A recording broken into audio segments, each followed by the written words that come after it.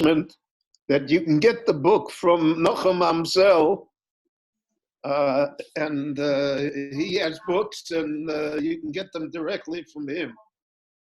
And it's in lieu of having a book launch, which is pretty much impossible. But he has the books, and if you'll call him,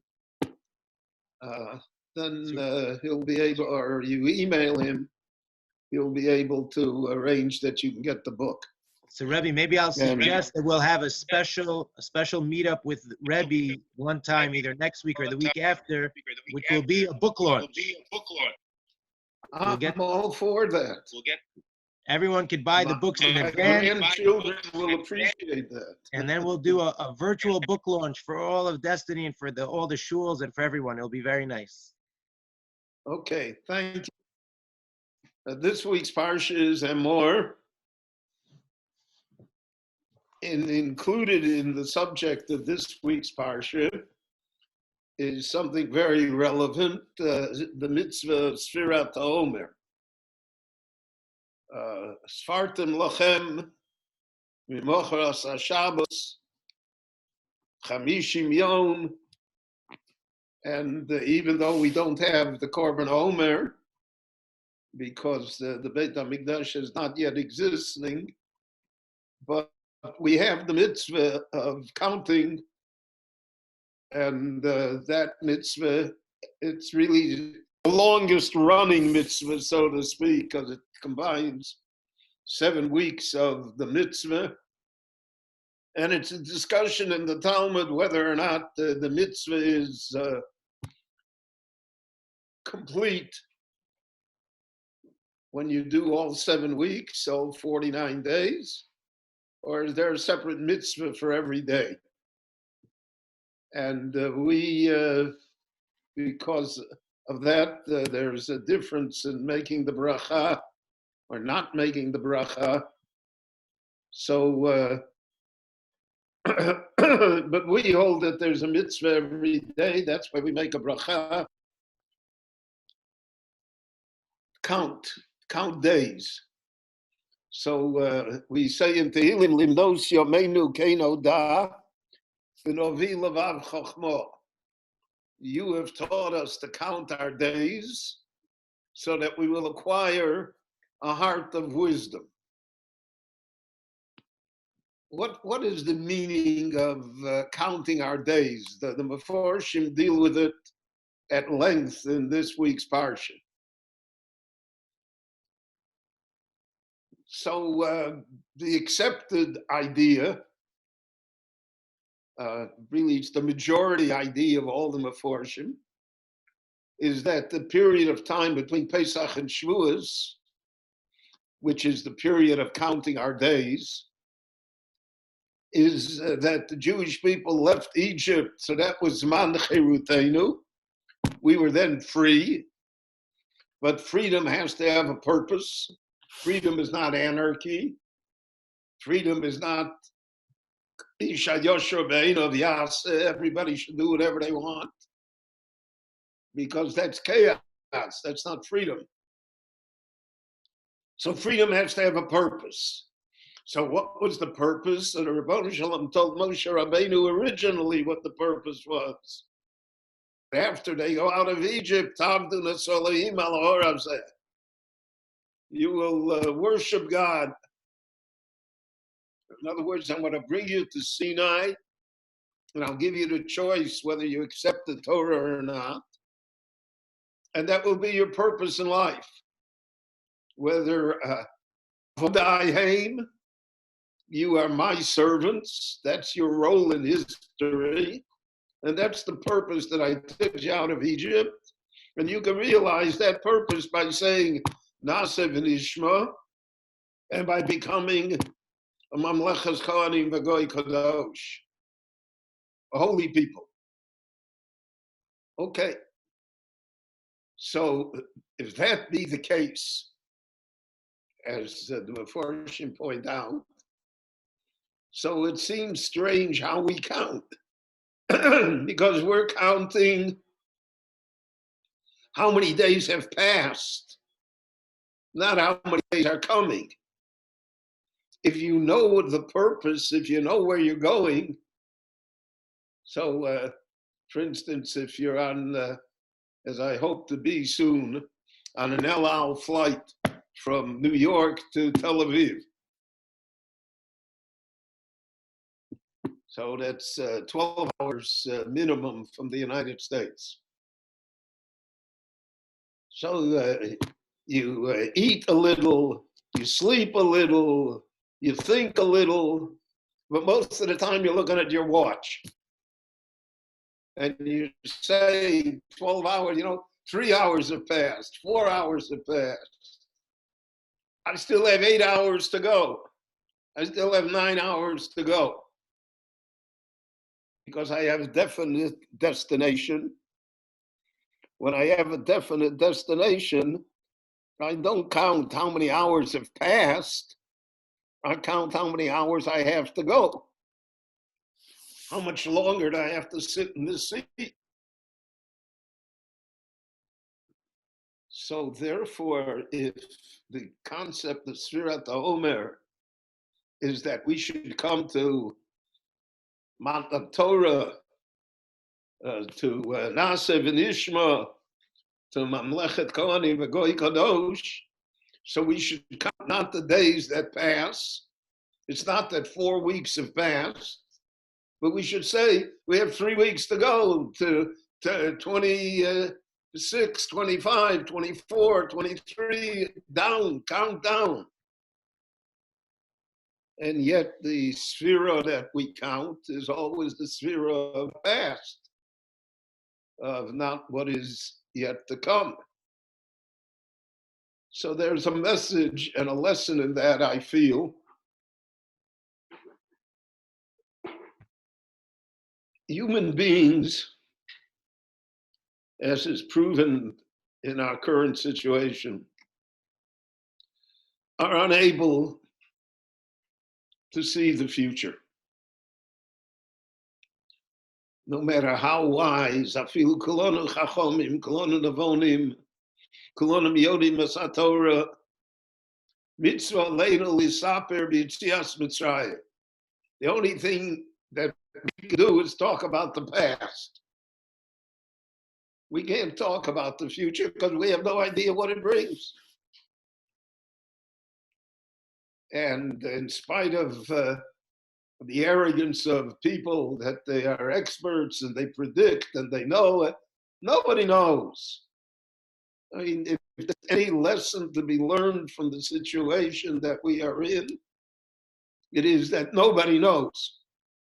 And that it's the height of arrogance for anyone to say they know. They know why, they know what, who knows anything? And who knows when this is, what the future looks like? What will our world look like when this is over, God willing? Is it going to go back exactly the way it was before? I doubt it. It never does. The future is hidden. And because it's a hidden future, the nature of human beings is not to count ahead, but to count behind, so to speak. To count what was, because what was is known to us. We understand it, or we think we do at least. But what's in the future? Who knows what it's going to be? So, for instance, Chaim. So, for instance, we count birthdays, children especially. You get to my age, they're not as welcome as they once were. But we count birthdays because we cannot count what's going to be, because how do I know what's going to be? I hope there'll be many more, but I have no idea. So we count what went the past. I'm 10 years old. I'm 20 years old. That's how we come to a solution. That's how we come to an understanding, because the future is unknown. And because the future is unknown, we don't deal with it. We can only deal with the past with what is known. And that's why throughout Chazal, and in fact throughout the Tanakh, the emphasis not only on the glory of the future, an imaginary future, but it's a recollection of the past. Every Navi says, you know, look at the past. Moshe says, Schori Yemot Solom, remember the past. The Navi Yirmiyah says, Rei Darkei, Bagai, look where you went. Every Navi speaks of the past in order to give us hope for the future. And therefore, Sfiras Omer, we don't know, Kabbalah Satorah, the Jewish people didn't know what Kabbalah Satorah meant. Even today, we don't know what it means. What is the extent that the Lord wishes for us in Kabbalah Satorah? What does he want from us? It would be primitive to say that he just wants you to observe the 613 laws, because then so what's special about that? So there's an exalted reason here, but most of the time it's hidden from us. I think that's one of the reasons why the Kabbalah played such an important role in the mitzvah Sfiras Omer, perhaps more than any other mitzvah in the Torah. The Kabbalah has changed the mitzvah, so it became the 7 levels of heaven. Every day has a different level of holiness to it. It's an ascending ladder. All sorts of Kabbalistic ideas. Why? Because we cannot speak about what's going to be at the end. We can only speak about what is and what was. Most of the problems I feel that is that they feel frustrated that they can't deal with the future. They cannot organize it in a way that they would want it to be. So we all make attempts to do so. People create wills and trusts so that even after they are no longer here, they're still controlling the matter. Well, the Talmud is in disagreement with that. The Talmud doesn't know about wills. The Talmud has laws of inheritance, and that's what happens, and goodbye. You're not here anymore, so to speak, so you have nothing to say. Now that's against human nature, because human nature is control. It's power, it's my money. And it remains my money till the end, past the end. The Gemara says, for instance, that a person should never inherit a child, even if the child does not behave according to the wishes of the parent. In fact, even if the child has caused great pain and suffering to the parent, because we all know that there is no pain like family pain. So I don't want that child should have money that I labored to attain. So the Talmud says no, because you don't know what the end is going to be here. You don't know. He may have a son, a grandson, something may come out of him. People come out of the woodwork. You have no idea. I had this experience here during this period of time. I've written a brilliant article about this long lost relatives. So we discovered people that are related to us. We never knew they existed. Unfortunately, none of them are wealthy, but we never knew they existed. And all of a sudden, because nobody has any other thing to do, so then they look up names and family trees and so on. All of a sudden, he's my second once removed. Okay, how did you get there? You discovered a family in Scotland.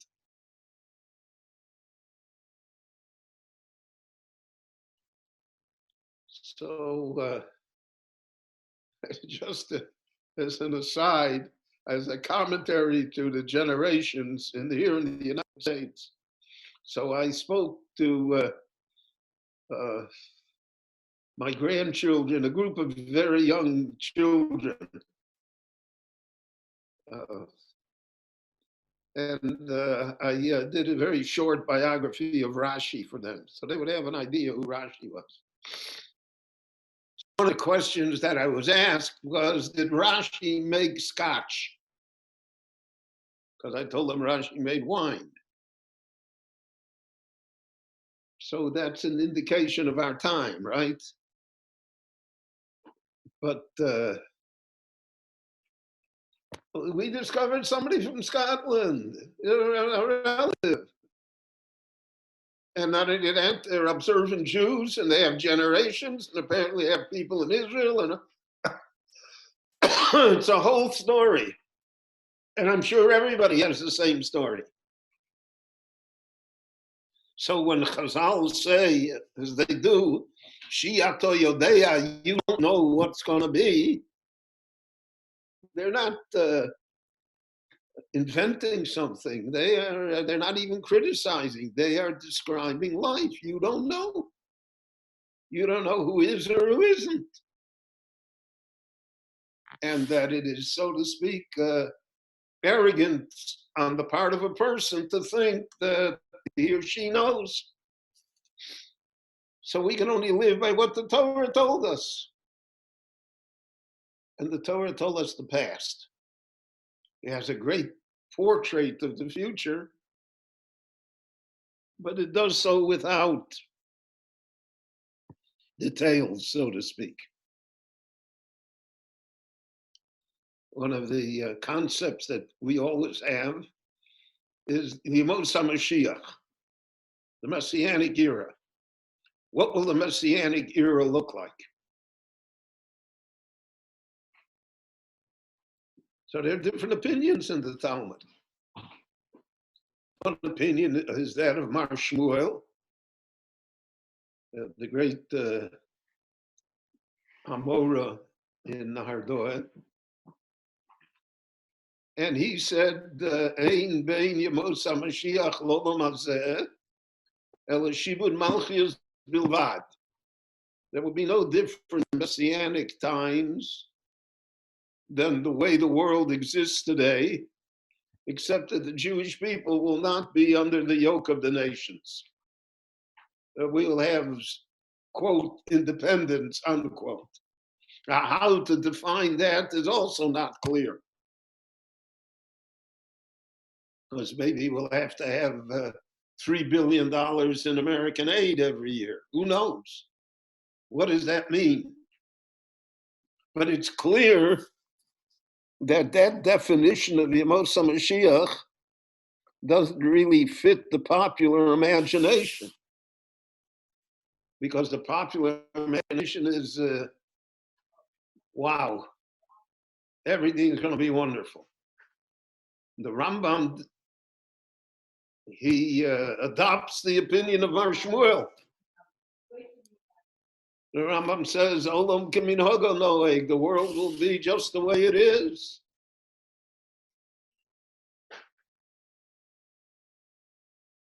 So is that the future we look forward to, that the world should be the way it is? And that the difference will be this feeling of independence? And the answer is yes. That's what the Lord has for us, because the future is hidden from us, and because it is hidden from us, there is a great pressure for us not to go where we shouldn't go. And I think that is one of the difficulties that our generation faces, is that a large section of the Jewish people, and it's interesting, both in the secular world, so to speak, and in the observant world, so to speak, have the same weakness of the great utopia that's going to be. And we pursue that utopia, so to a great extent, it's like chasing the mechanical rabbit. You never catch up. And therefore, you're always frustrated. And if you're always frustrated, you're unhappy with what you have now. You can appreciate what you have, because I can have more. And there's no limit to more.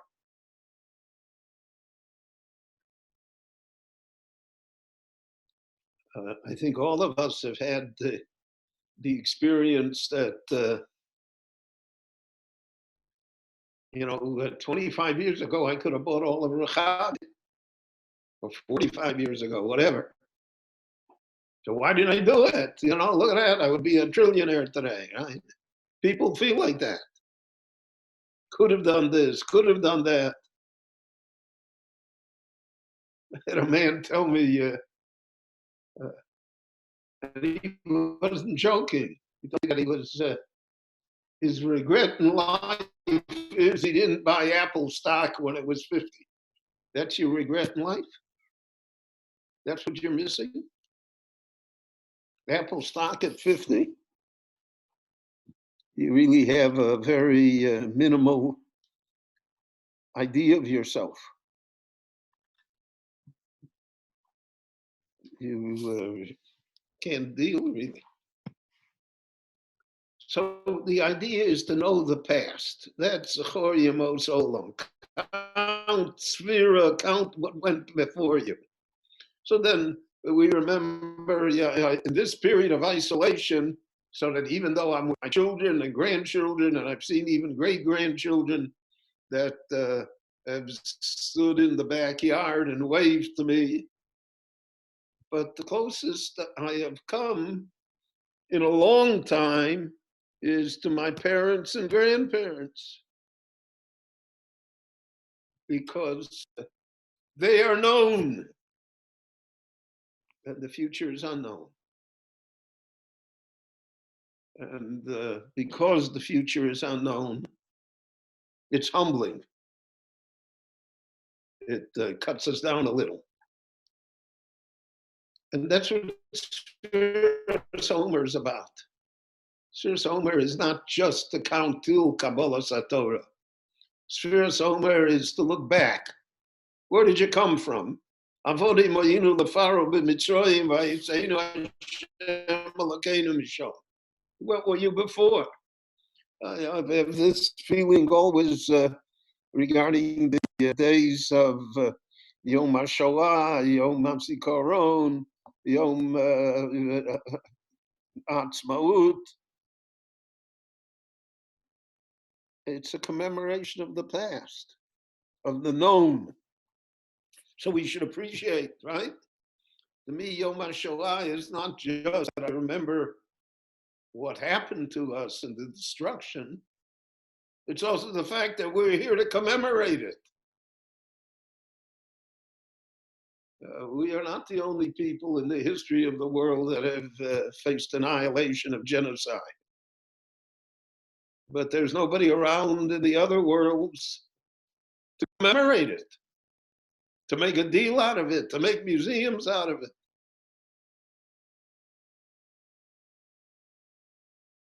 So that's because the past lives with us. And anyone that remembers how the state of Israel came into being has to have a feeling as to how the Lord's hand, so to speak, guided it, because logically it's an impossibility. We see it's an impossibility. The United Nations today would never vote it. America would never recognize. Israel wouldn't win the war. The whole thing is an impossibility. But it happened, if you remember that. So then that's a lesson. It's an important lesson. So we count towards the future, certainly. And we want to build a strong and vital future for ourselves, for our families, for Klal Yisrael, for Eretz Yisrael, for Medinas Yisrael. We want to do all of that. But the path to it lies in knowledge of the past.